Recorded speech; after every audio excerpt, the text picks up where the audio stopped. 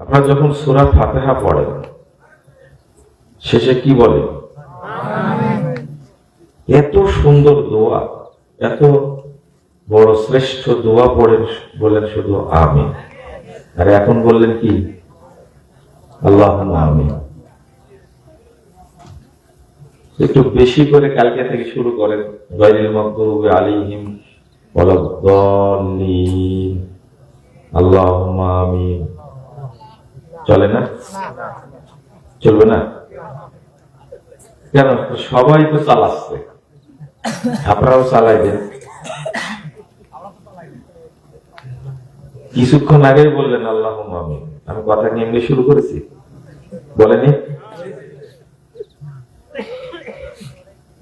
তো? আসলে সব জায়গাতে